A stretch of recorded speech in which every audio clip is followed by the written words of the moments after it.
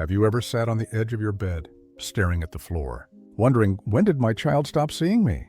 Not just glancing past you on the way out the door, not just replying with short, distracted answers, but truly seeing you as a person, as a parent, as someone who once held their hand through the night, cooked every meal, dried their tears when the world first turned cold. There comes a moment, often quiet, sometimes sudden, when you realize the tone in their voice has changed. The warmth you once took for granted is gone. You speak, and they sigh. You offer advice, and they roll their eyes. You try to help, and they wave you off like a nuisance. And you sit there, caught between heartbreak and confusion, asking yourself, what did I do wrong? But here's something I need you to hear from the very start. Their lack of respect does not mean you have failed. It means something has shifted in the dynamic. And while you cannot control their behavior, you can change the energy you bring to that relationship. Respect doesn't begin with them. It begins with you. That's not just a comforting phrase. It's a truth that reshapes everything. And it's often through the smallest, quietest acts that things begin to turn. Let me tell you about Maria. She's 73. A retired nurse. She raised 2 boys, both successful, both busy, both, in recent years, dismissive. She used to look forward to their visits. But lately, every phone call left her feeling small. One son only called when he needed help watching his kids. The other barely picked up at all. And when she tried to offer suggestions or just share how she was feeling, they changed the subject or said, "Mom, we've talked about this already." One evening, after another call that ended in tears, Maria decided she was done waiting to be treated well. She didn't slam doors. She didn't cut them off. But she quietly made a decision to begin living in a way that honored herself. Regardless of how they responded, the first thing she did was stop chasing them. She stopped being the one who always called first, always initiated, always adjusted her schedule to fit theirs. It was hard at first, painful even. The silence felt like rejection. But over time, something beautiful happened. She reclaimed her emotional energy. She filled her days with music, with nature walks, with old hobbies she had long forgotten. And her sons, they noticed, when someone pulls away from a one-sided relationship, the imbalance is suddenly exposed. One of her sons eventually asked, "Hey, I haven't heard from you lately. Everything okay?" Maria smiled and said, "I've been doing things that make me feel good. I'm still here if you want to talk." Not a guilt trip, not a lecture, just truth. That's the power of non-reactive strength. When you stop begging for respect and start embodying it, others begin to adjust because they feel the shift. They feel your presence becoming rooted instead of desperate. They can't lean on you in the same way. And in that space, they begin to wonder, what happened to Mom? And sometimes, that wondering becomes the bridge back to connection. Another quiet thing Maria did was to start holding boundaries not out of bitterness, but out of self-respect. She loved watching her grandkids. But she no longer said yes when she was tired or had plans. She began replying, "I'd love to help, but I need to rest that day. Maybe another time." At first, her son was irritated. "You used to always say yes." Maria simply said, "And I loved helping, but I have to take care of myself." 2. That one sentence was like a small earthquake, not because it was loud, but because it came from a place of clarity. And clarity is powerful. You see, we often think we have to demand respect. But the truth is, when you start respecting yourself in quiet, consistent ways, others either rise to meet you or reveal who they truly are. And that leads us to a deeper shift, one that often gets overlooked. Sometimes, disrespect from our children doesn't come from malice. It comes from habit, patterns that started when they were young and never got corrected.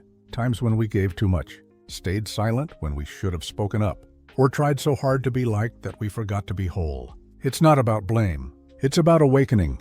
Melissa, 69, shared a story that's all too familiar. Her adult daughter regularly spoke to her with sarcasm and dismissal, cutting her off, rolling her eyes, making jokes at her expense in front of others. Melissa used to laugh along, pretending it didn't hurt, until one day, she didn't. During a family lunch, her daughter made yet another mocking comment, and Melissa calmly placed her fork down, looked her in the eye, and said, "I love you, but I won't allow myself to be spoken to like that anymore." The room went quiet. Her daughter flushed with embarrassment. Nothing more was said. But after lunch, Her daughter pulled her aside and asked, "Did I really hurt you?" And Melissa said, "Yes, for years, but I stayed quiet because I didn't want to lose you. Now I realize I was losing myself instead." That conversation marked the beginning of something new. Not perfect, but more honest. When you name the disrespect, not with rage, but with calm truth, you open a door, not for control, but for possibility. Because at the end of the day, you're not trying to force them to change. You're inviting a new rhythm, one where you are no longer performing love, one where your voice matters, one where silence isn't mistaken for acceptance. You are not asking for too much.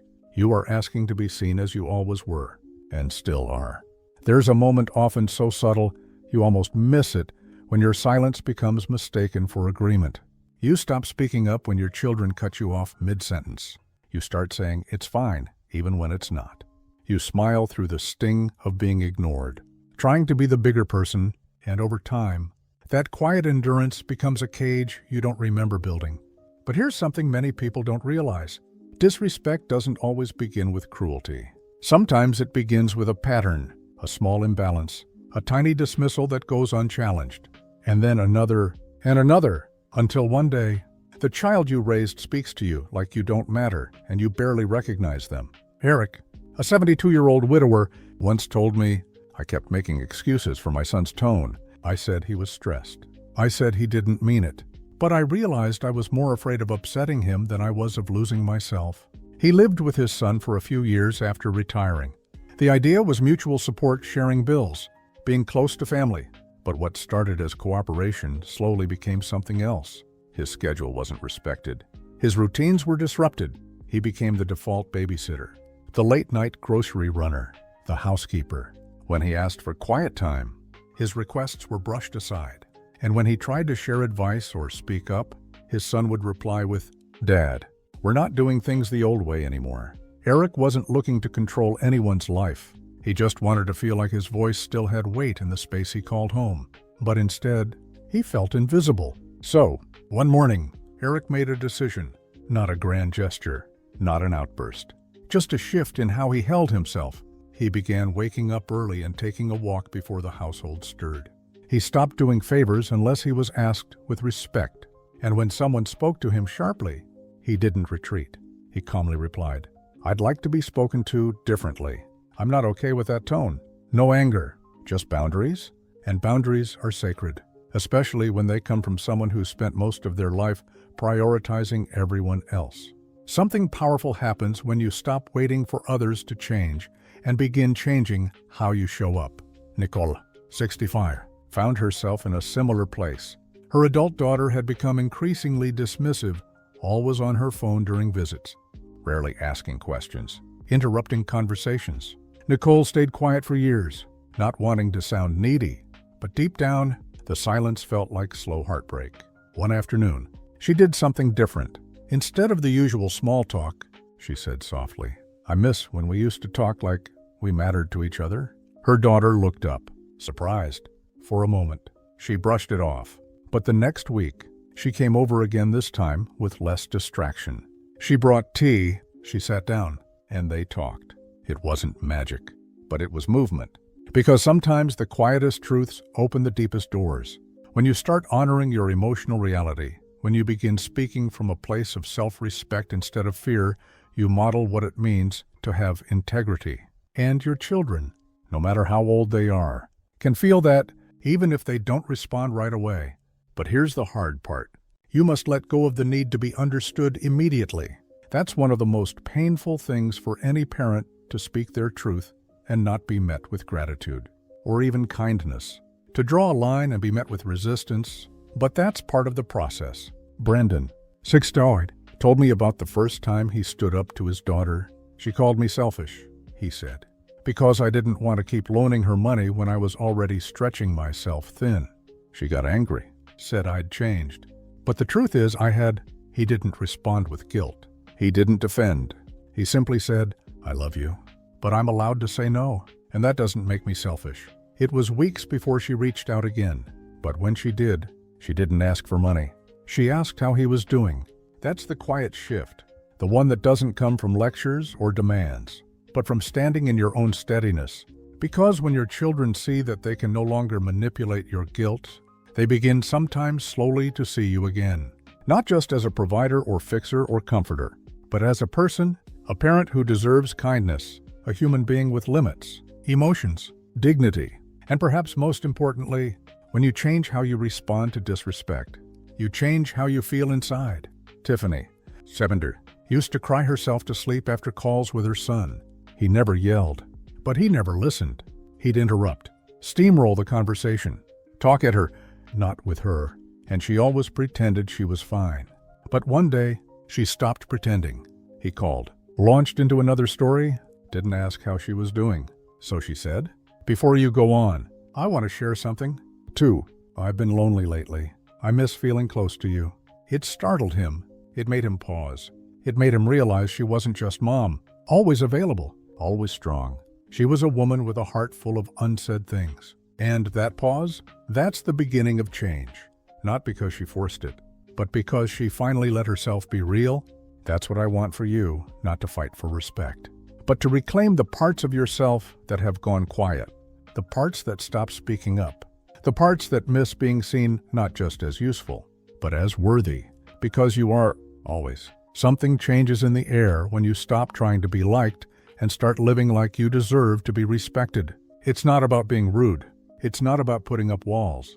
It's about the energy you carry, the way you sit in your chair a little taller, the way you speak with calm conviction instead of apologetic hesitation. It's subtle, but the people around you feel it even if they can't name it. Respect doesn't come because you ask for it. It comes because you start expecting it, without ever raising your voice. Amber, 66, shared with me that for years, she had given her adult children everything she had. She helped pay their bills. She cooked for them whenever they visited. She always remembered birthdays and never forgot a detail. But over time, they stopped saying thank you. They stopped calling unless they needed something. They stopped seeing her as a full person. At first, she blamed herself. She wondered if she was being too sensitive. But one afternoon, after making a meal for her daughter, who didn't even show up or call, Amber sat at her kitchen table, looked out the window, and thought, "I've been loving them harder than I've been loving myself." That day, she made a quiet promise. She would continue to love them, but not at the cost of her peace. She stopped chasing. She stopped overextending. And she started doing the things that made her feel alive. She joined a small book club. She began walking in the mornings just to feel the sun. She turned off her phone for a few hours each day and let herself be unreachable just for a little while. And here's what happened. Her daughter noticed. "Mom," she said during a call, "you've been hard to get a hold of lately. Are you okay?" Amber smiled and replied, "I'm more than okay. I've just started giving a little time back to myself." That one line changed the tone of their relationship. Her daughter didn't gush with gratitude, but her voice softened. She asked more questions. She started showing up again, not because Amber begged, but because Amber stopped showing up for everyone else while abandoning herself. That's what happens when you stop over-functioning. You stop carrying relationships on your back, and you start letting them either meet you or fall away. It's painful at first, but it's also powerful, because when you begin to live in your worth, you stop needing everyone to understand you. You stop explaining yourself. You stop bending to be palatable or convenient. You become like a lighthouse, steady, still, present, and lighthouses don't chase ships.